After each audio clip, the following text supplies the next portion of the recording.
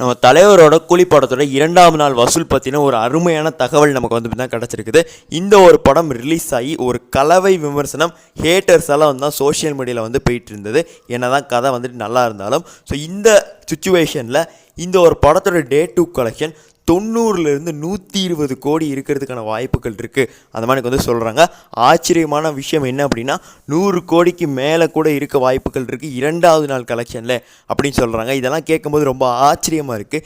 ஏன் அப்படின்னா negative reviews ஒரு பக்கம் போயிட்டுருக்க இந்த ஒரு படத்தை ஃபேமிலி ஆடியன்ஸு மொத்தமாக போய் பார்க்க முடியாதுன்னு ஏ சர்டிஃபிகேட் படம்.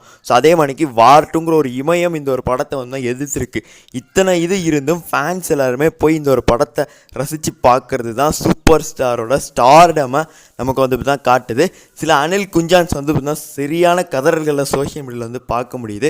பட் நான் ஏ சர்டிஃபிகேட் படம் இதுவரைக்கும் இந்த மணிக்கு ஒரு சக்கப்போடு கலெக்ஷனில் போட்டு அதுவும் ஒரு கலவை விமர்சனத்தோடு பண்ணி நான் தான் பார்த்ததே இல்லை.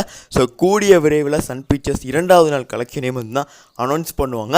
அப்போ காக்காக்கள் என்ன கருக போகிறாங்க அப்படிங்கிறதுக்கு நம்ம வீடியோ போடும். அதுக்கு ரிப்ளை வீடியோ. அதுக்கு சப்ஸ்கிரைப் பண்ணி வச்சுக்கோங்க. நன்றி, வணக்கம்.